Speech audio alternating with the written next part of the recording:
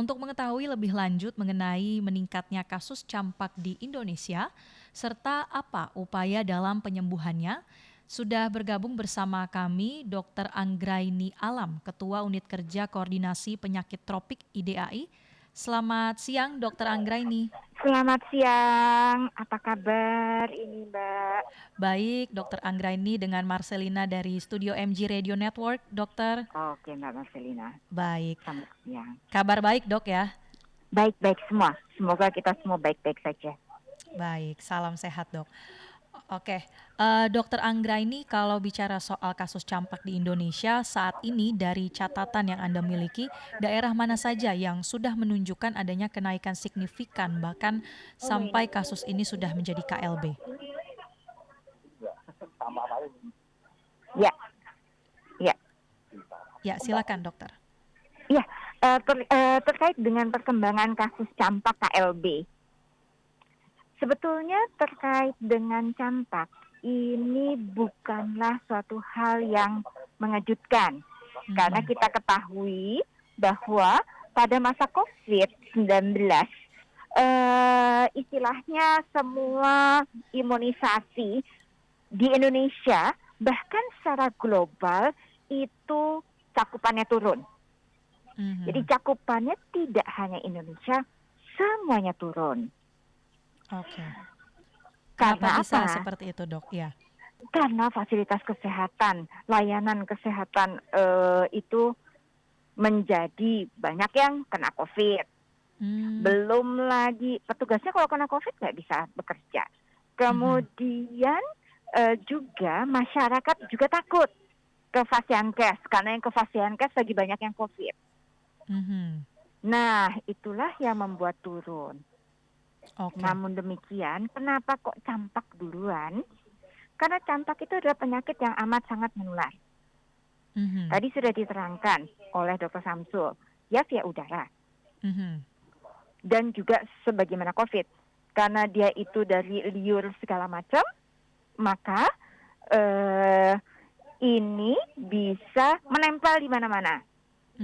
Oke. Dari droplet itu Dan ya, kita sering dengar istilahnya. Droplet, kemudian dia menempel di mana-mana karena percikan-percikan pada saat kita bicara, bersiul, nyanyi, batuk, bersin seperti itu, dia ada. Nah, kemudian campak itu sangat menular, sehingga kalau cakupannya turun, duluan dia kelihatan. Duluan kelihatan kalau ternyata penyakitnya itu yang sangat menular duluan kelihatan menimbulkan wabah. Dan tentunya kalau semua cakupan turun dan tidak buru-buru kita atasi dengan memenuhi cakupan imunisasinya, bisa dibayangkan yang lain penyakit yang bisa dicegah dengan imunisasi itu seperti menunggu di pintu. Upayanya sudah ada pemerintah waktu itu dengan BIAN, Bulan Imunisasi Anak Nasional. Tetapi ajakan BIAN kelihatannya kok kurang disambut secara sergap cepat begitu oleh masyarakat. Oke, antusiasmenya sangat rendah ya, dokter, kalau kita bandingkan dengan kondisi COVID misalnya. Benar. Sehingga bisa dibayangkan kalau misalnya kita COVID sekarang tanda kutip kita sudah membaik. Nah, yang lain-lain yang belum baik muncullah dia, dan nomor satu ini adalah campak karena dia paling menular. Oke. Secara pemetaan dok sampai saat ini untuk kasus campak pada anak, mayoritasnya ini di daerah mana saja yang temuan kasusnya paling banyak, dan untuk lebih mengelompokkan lagi kelompok usia yang banyak menularkan campak ini di usia berapa dok? Oke, kalau dikatakan di mana saja, yaitu di semua daerah yang cakupannya rendah. Jadi seperti boleh dikatakan Indonesia memang rendah-rendah. Rendah-rendah. Sumatera seperti itu rendah. Tadi Jawa Timur, Tapal Kuda itu rendah. Kemudian daerah Nusa Tenggara. Kemudian tentunya Papua. Jadi kalau dikatakan sebetulnya semua ini dikatakan very high risk dan high risk terjadi penularan campak. Yang low risk hanya 2 daerah, yaitu daerah istimewa Yogyakarta dan Bali. Itu yang low risk untuk transmisi atau penularan campak. Artinya seluruh daerah provinsi di Indonesia itu memang dia berisiko terjadi penularan campak. Kebanyakan balita. Balita berarti di bawah 5 tahun ini, Dok, ya, yang Betul. paling rentan untuk tertular dari penyakit campak. Ini menarik ya, Dok, tadi dokter sampaikan hanya 2, kalau dari bicara daerah provinsi hanya 2 yang low risk, di Jogja dan di Bali. Dari menurut artinya cakupannya baik. Ya, cakupan imunisasinya campaknya bagus ya, sehingga risiko penularan campak ini rendah di sana. Mengapa bisa demikian, Dok? Apakah ada mungkin tata kelola yang berbeda di 2 provinsi tersebut, atau karakteristik dari masyarakatnya yang sudah lebih teredukasi untuk imunisasi? Seperti apa temuannya di 2 wilayah low risk campak ini, Dokter Anggi? Mbak Marcella, itu betul sekali. Yang namanya pemberian imunisasi tidak melulu tanggung jawab. Memang itu adalah dari istilahnya kita, orang-orang kesehatan, Kementerian Kesehatan. Namun penerimaan masyarakat, Pemda, sekolah, ulama, semuanya orang tua begitu, itu sangat dibutuhkan. Sangat dibutuhkan. Utamanya justru kesadaran masyarakat. Nah, itulah kita sebetulnya sangat apresiasi dan menjadi contoh buat kita semua ya, 2 provinsi tersebut. Ada hal yang menyenangkan bagi Mbak Marcella, kita jangan pesimis. Dengan adanya wabah, adanya MG ini, radio memberikan suatu ini sebetulnya bagian dari edukasi. Biasanya kalau ada wabah, justru orang-orang itu akan menjadi lebih alert, lebih waspada, sehingga insya Allah kesadaran untuk melakukan imunisasi, melengkapi imunisasinya menjadi beres, malah menjadi bagus. Kemarin Dian kan sebetulnya ada imunisasi MR, campak dan rubella, tetapi tidak sebaik yang diharapkan hasilnya. Mudah-mudahan dengan ada kejadian ini justru membuat bagus cakupan imunisasi semuanya. Jangan kalah dengan Jogja dan Bali. Jogja dan Bali, 2 daerah tadi ya. Oke. Dokter Anggi, berarti dalam kondisi KLB seperti ini kan penyakitnya atau yang sudah terdampak tentu harus diobati ya. Tapi di sisi lain ada juga upaya yang tadi Dokter Anggi katakan, upaya sosialisasi yang nampaknya harus lebih gencar nih, terutama di daerah-daerah yang mungkin dari segi kepercayaan atau tingkat pengetahuan tentang efektivitas dari imunisasi ini juga masih tergolong rendah. Artinya ada 2 tugas besar di sini ya, untuk mengobati dan untuk mengedukasi. Sejauh ini Dok, bagaimana dari IDAI menilai dua-duanya ini, apakah sudah berjalan berbarengan atau masih ada yang perlu diprioritaskan dalam kondisi KLB sekarang, Dokter? Oke, dalam KLB saat ini yang menjadi perhatian kita adalah balita. Utamanya adalah bayi apabila dia terinfeksi oleh campak, virus campak. Kemudian yang menjadi perhatian juga adalah anak-anak yang gizi kurang. Apabila dia gizinya kurang, itu kita juga harus hati-hati. Kemudian anak-anak yang imunokompromis atau punya komorbid, anak-anak yang minum obat-obatan jangka panjang. Nah, dan juga tentu anak-anak yang sama sekali. Jadi sekalipun kita kan ingin setidaknya 2-3 kali ya, imunisasi itu adalah di usia, imunisasi campak di usia 9 bulan sampai 1 tahun. Next-nya adalah di usia 1,5 tahun. Next-nya adalah di saat SD. Kelas 1. Inginnya seperti itu, yang kita katakan sebagai dia lengkap.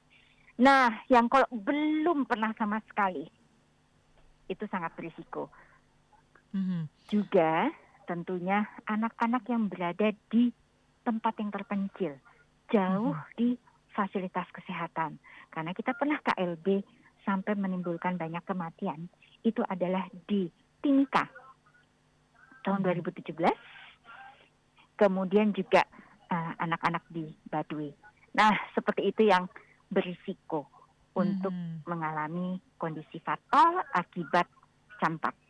Kalau pada anak-anak yang seperti itu yang berisiko, walaupun dirawat rumah sakit ruang intensif juga, angka kematiannya tetap tinggi.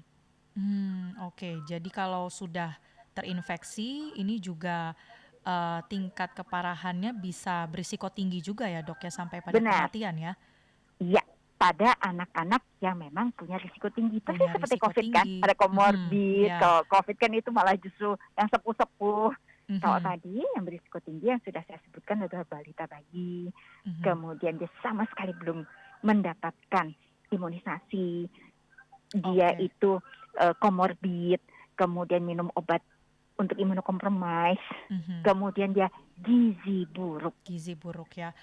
Dokter Anggi, berarti kapan atau di usia berapa paling optimal ya seorang anak ini bisa menerima imunisasi campak, dan selain menjawab tadi ya usia berapa bisa dapat Mhm, imunisasi, mhm. saat ini sebetulnya sudah cukup terjangkau nggak sih dok dari segi tempatnya untuk imunisasi campak dan rubella, dok?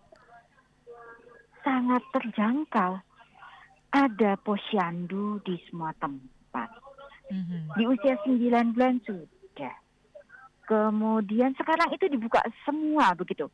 Dengan adanya bulan imunisasi anak nasional, wah semua itu sudah siap dari fasilitas kesehatan, layanan kesehatan itu siap. Nah, tinggal masyarakatnya mohon menerima, dan mudah-mudahan dengan ada wabah campak ini, KLB campak ini, justru penerimaan masyarakat terhadap imunisasi jadi baik.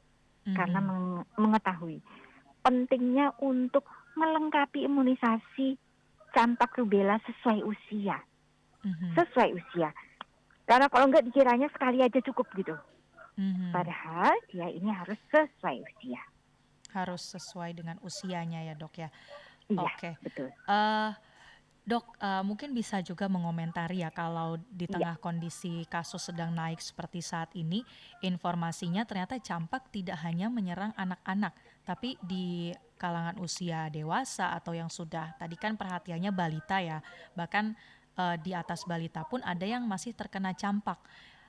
Apa sebetulnya yang menyebabkan hal tersebut? Apakah karena dulunya waktu masih usia optimal divaksin ini ternyata belum dapat vaksin atau imunisasinya, dok? Benar sekali. Jadi itu karena tidak cukup antibodinya yang dihasilkan karena kecukupan imunisasinya itu kurang. Kalau baru sekali, itu mungkin baru 77% lah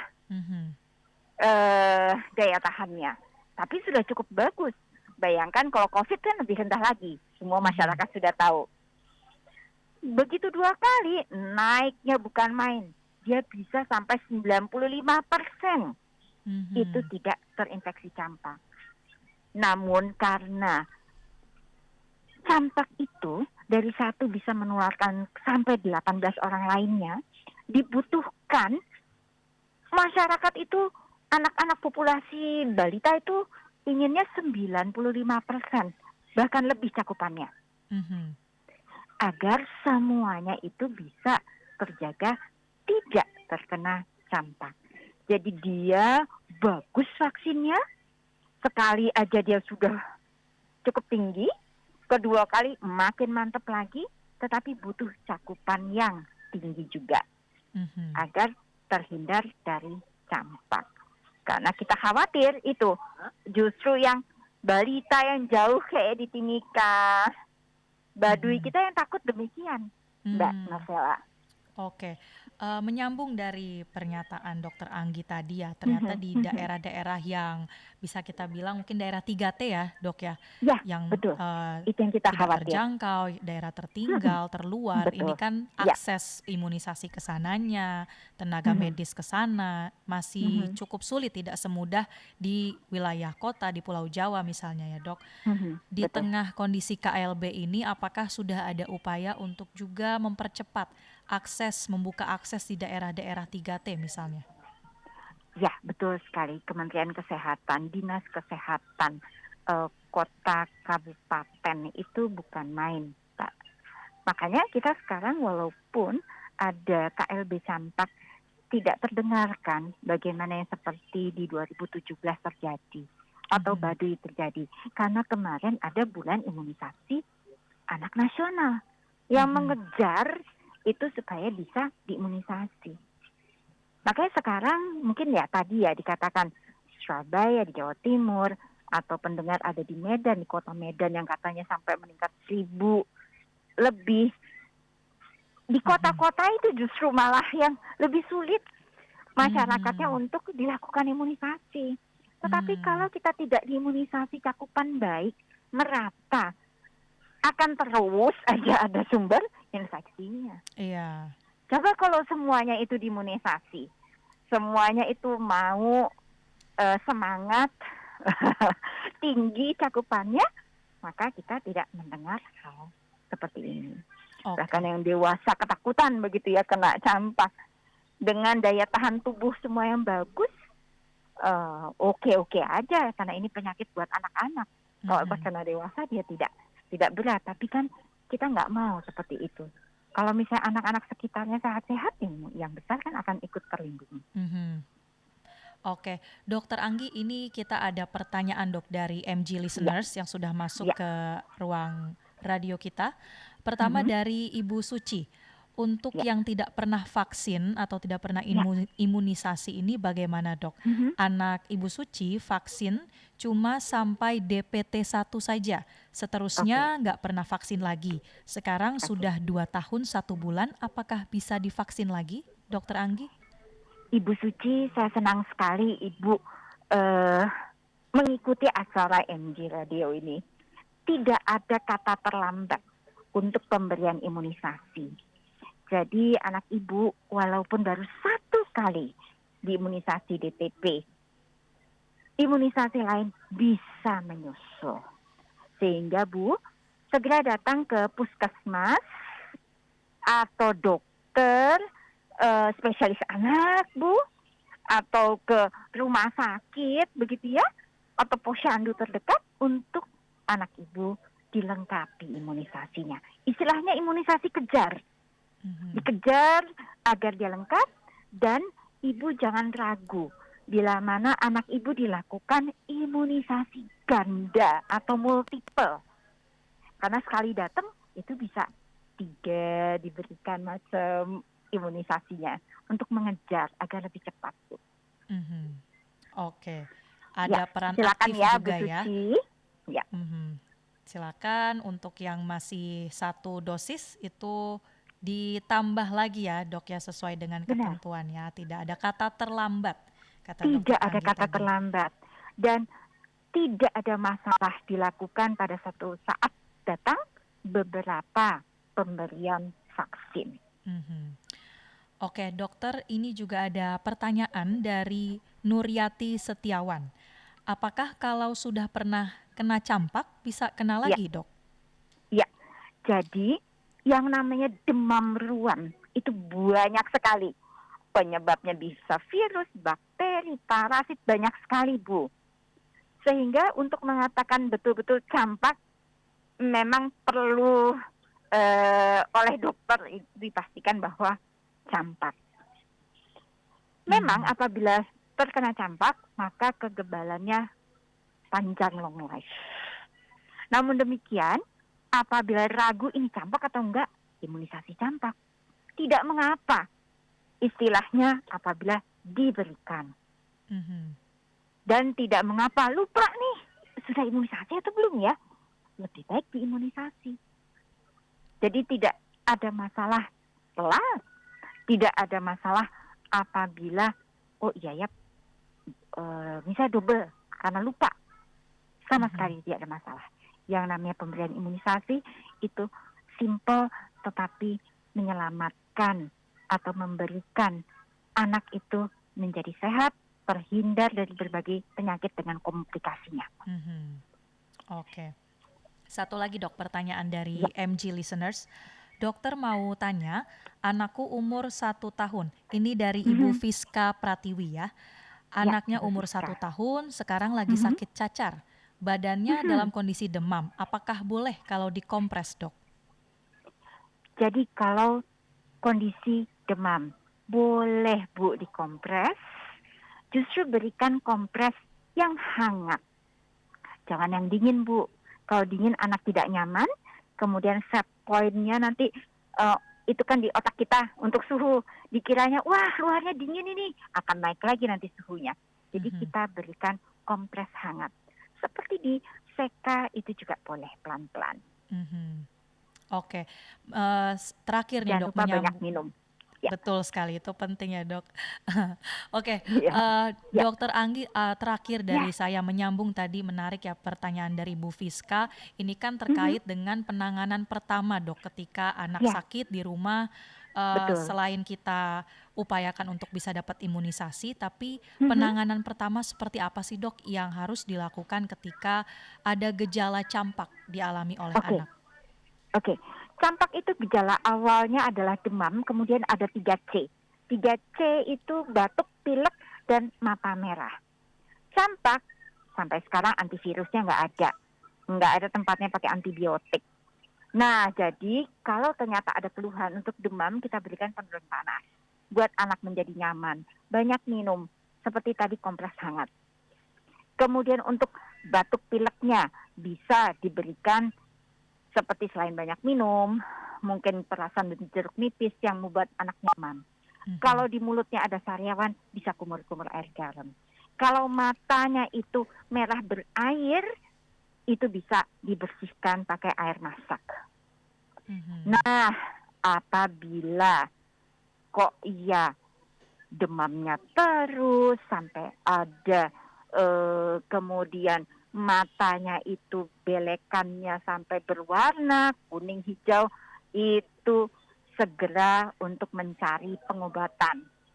Dan lebih segera lagi harus ke rumah sakit apabila ada tanda bahaya.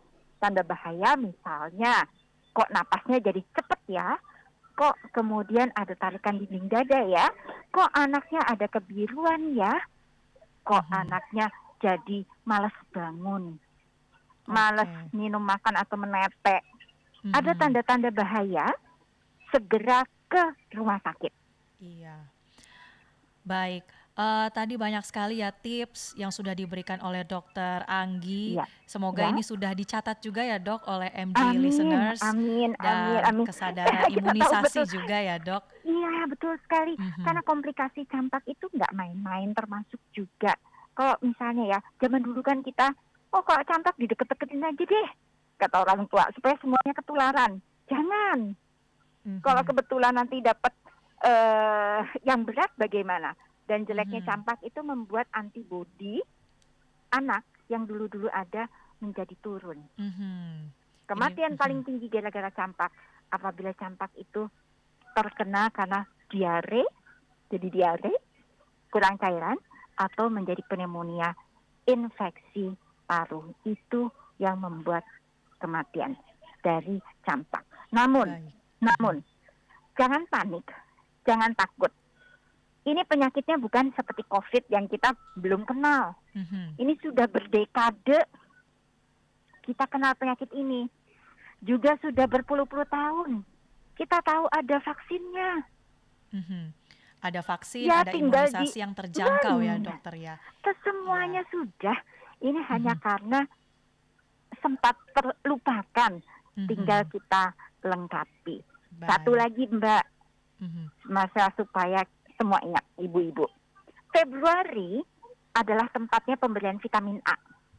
Campak membuat turun vitamin A dalam tubuh. Itu membuat berbagai komplikasi juga. Seperti matanya jadi keruh, kering. kemudian epitel ususnya yang bikin diare tadi, epitel di saluran napas yang buat pneumonia tadi, karena ada terjadi kerusakan karena vitamin A-nya turun. Oleh karena itu, jangan lupa vaksin campaknya iya, kemudian anak-anak, balita, jangan lupa pemberian vitamin A. Pemberian vitamin A, mumpung lagi bulannya ya dok ya. Betul. Iya. Jadi itu seperti berteman. Sebenarnya kesehatan kita ini, maksudnya sistem kesehatan, pemerintah, Kementerian Kesehatan itu sudah memberikan banyak cara, banyak jalan agar anak-anak kita terlindung. Tinggal mohon diikuti semua. Ibu-ibu, bapak-bapak yang punya anak balita. Baik, Dokter Anggi. Wah, ternyata banyak sekali yang bisa kita eksplor ya, pembelajaran, edukasi dari penyakit campak KLB kali ini. Terima kasih sekali lagi Dr. Anggraini Alam, Ketua Unit Kerja Koordinasi Penyakit Tropik IDAI sudah meluangkan waktunya untuk bergabung bersama kami di MG Radio Network. Sampai jumpa kembali, Dr. Anggi. Salam sehat, dokter. Sampai ketemu, salam sehat. Selamat sore. Selamat sore.